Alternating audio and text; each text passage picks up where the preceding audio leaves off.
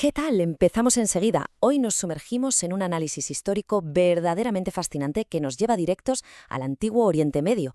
Vamos a examinar el reinado del rey Acaz de Judá, tal como se registra en el segundo libro de los Reyes. Y, madre mía, menuda historia, es una auténtica tragedia. Hablamos de alianzas fallidas, pánico político y sobre todo de una decadencia moral brutal. Pero ojo que esto no es solo historia antigua, para nada. A medida que vayamos desgranando los hechos, vamos a sacar unas perlas espirituales increíbles sobre la fe, la presión que ejerce el entorno y, bueno, lo que pasa cuando ponemos nuestra confianza en el lugar equivocado. Venga, vamos al lío.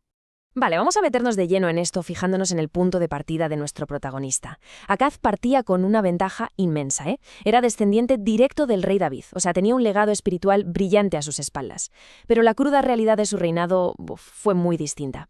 Empieza a gobernar con tan solo 20 añitos y en vez de seguir el buen ejemplo de su antepasado, toma unas decisiones pésimas y hace exactamente lo que está mal a los ojos de Jehová.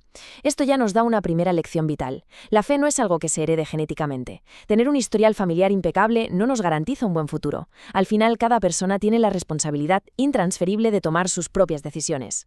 Y claro, esta mala toma de decisiones no fue cosa de un día. Fijaos en la línea de tiempo, es una verdadera escalada cronológica hacia el desastre. El primer año asume el trono con 20 años. Para el quinto año ya está copiando prácticas detestables de las naciones vecinas. Pero es que la cosa empeora muchísimo. En el 10º año llega un punto horripilante. Sacrifica a su propio hijo en el fuego, imitando las barbaridades de los pueblos de alrededor. Y para rematar, en el año 15, multiplica la adoración falsa en lugares altos, colinas y bajo árboles frondosos. Es una advertencia súper clara. Cuando empezamos a imitar lo que es popular en el mundo, en lugar de aferrarnos a los principios correctos, el deterioro moral es inevitable y siempre va a peor. Llegados a este punto, si tuviéramos que resumir este declive inicial, podríamos extraer estas 3 perlas espirituales. Primero, como acabamos de ver, la fe heredada simplemente no es suficiente para sostenernos frente a los problemas. Segundo, copiar al mundo y adoptar sus tendencias siempre degrada la moral y nos arrastra a aceptar cosas peores. Y tercero, la idolatría, o el perder nuestros valores más sagrados, casi nunca pasa de la noche a la mañana. Siempre empieza con pequeñas concesiones, ¿verdad? Adoptamos una práctica que parece inofensiva, cedemos un poquito en nuestras creencias y antes de darnos cuenta ya está el daño hecho. Pasemos a ver cómo se complica todo esto en el terreno político y militar, porque la situación se vuelve insostenible. Justo en este momento de máxima debilidad moral de Judá, 2 reyes vecinos ven su gran oportunidad. El rey Rezín de Siria y el rey Peca de Israel montan una coalición y marchan directos para sitiar Jerusalén. Imaginaos el terror en la ciudad. Es una crisis de proporciones épicas, una amenaza existencial total para el reinado de Acaz. Frente a un cerco militar tan aterrador, la gran pregunta es, ¿cómo va a reaccionar el rey? Pues bien, en lugar de acordarse de su herencia espiritual y buscar la ayuda de Jehová, el rey entra en pánico absoluto y comete un error fatal. Manda un mensaje desesperado al rey de Asiria, que era la gran superpotencia pagana de la época, diciendo literalmente: «Soy tu siervo y tu hijo, sube y sálvame». Madre mía, es una declaración de sumisión total. Acaz decide humillarse ante un poder político humano en vez de depender de la protección divina. Al llamarse siervo del rey asirio, está regalando por completo la independencia y la dignidad de su nación, buscando en el mundo esa seguridad que solo Dios podía darle. Y por supuesto, ya sabemos que la protección imperial nunca sale gratis. Para pagar semejante favor al rey asirio, Acaz recurre al soborno más drástico que os podáis imaginar. Vacía las cámaras del tesoro, llevándose el oro y la plata sagrados de la mismísima casa de Jehová. La perla espiritual aquí salta a la vista. Las soluciones que ofrece el mundo siempre exigen sacrificios dolorosísimos y supercostosos. Cuando se comprometen los principios esenciales por pura conveniencia o por miedo, siempre se termina perdiendo algo de incalculable valor. Y esto ilustra de manera brillante cómo la fascinación por lo extranjero, por lo que parece así como más sofisticado y moderno, puede acabar corrompiendo hasta la adoración más pura. Fijaos en la cadena de eventos. Asiria ataca a Siria, derrota a Damasco y Acaz viaja allí para rendirle pleitesía al rey asirio. Paso 1. Estando en Damasco, Acaz ve un altar pagano que le fascina. Paso 2. Envía inmediatamente los planos a Jerusalén, al sacerdote Uría. Paso 3. El sacerdote obedece y construye una réplica exacta. Y paso 4. El desenlace trágico. Desplazan el altar de cobre verdadero, el dedicado a Jehová, para darle lugar principal a esta imitación extranjera. Nos queda clarísimo que no todo lo moderno o llamativo es bueno a nivel espiritual.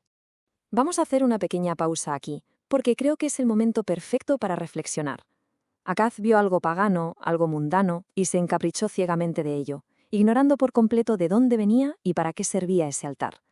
Hoy en día, con tantas ideologías y tendencias que la sociedad nos pone en bandeja como si fueran el pináculo de la modernidad, vale la pena preguntarse, ¿estamos admirando algo que en el fondo va en contra de los principios bíblicos? Es un peligro muy real admirar las cosas del mundo sin pararnos a usar un poco de discernimiento espiritual.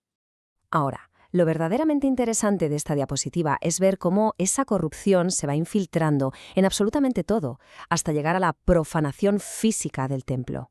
Vemos al sacerdote Uría, un líder religioso, cediendo ante la presión humana y obedeciendo al rey en lugar de mantener las normas divinas. Apartan el altar de cobre original a un rincón. Pero la cosa no se queda ahí. Acaz desmantela los paneles y palanganas de los carritos de cobre sagrados, quita esa inmensa fuente conocida como el mar de encima de los torros de cobre para ponerla sobre piedra común e incluso retira la cubierta del sábado del templo. ¿Por qué hizo todo esto? El relato bíblico lo dice claramente, por miedo al rey de Asiria. El miedo al hombre desmanteló, pieza a pieza, la adoración pura. Y toda esta locura resume a la perfección el mecanismo de degradación que acabamos de ver. Al alterar la estructura del templo por miedo a un gobernante extranjero, Acaz demostró que el temor al hombre superaba con creces su temor a Dios. El orgullo humano y el miedo desplazaron por completo a los principios divinos. Y además, al desmantelar sin miramientos objetos que habían sido dedicados para un uso santo, sacamos otra lección fundamental. La corrupción no se queda solo en ideas o pensamientos abstractos, termina dañando físicamente lo sagrado. En cuanto se pierde el respeto por lo divino, se empieza a tratar lo santo como si fuera cualquier cosa común y corriente. Pero, a pesar de toda esta oscuridad, la historia nos regala un rayo de esperanza espectacular. Por un lado, sí, tenemos el legado final de Acaz, un reinado definido por el miedo, la humillación, la pérdida de riquezas y una decadencia tremenda. Apartó a la nación de Jehová y todos sufrieron las consecuencias inevitables. Sin embargo, a su muerte le sucede en el trono su hijo, el rey Ezequías. Y fíjense qué maravilla, Ezequías resulta ser uno de los monarcas más fieles, justos y reformadores de toda la historia de Judá. Es la prueba definitiva de que un entorno familiar súper negativo o un padre destructivo no dictan irrevocablemente el futuro espiritual de una persona. Siempre existe la opción personal de elegir hacer lo correcto. Así que el punto crucial aquí es clarísimo. Todo el relato de Acaz nos demuestra que él creyó sinceramente que sus alianzas políticas, sus sobornos y esas novedades religiosas importadas le iban a salvar. Pero el resultado fue el empobrecimiento total de la nación y la corrupción de la identidad del pueblo. Reemplazar nuestra confianza en Jehová para ponerla en los sistemas o promesas de este mundo siempre nos deja en déficit. Hace que perdamos muchísimo más de lo que jamás podríamos ganar. Es una lección histórica con un peso enorme que, sinceramente, sigue resonando con muchísima fuerza hoy en día. Y con esto cerramos nuestro análisis. Muchísimas gracias por acompañarnos y nos vemos en la próxima explicación.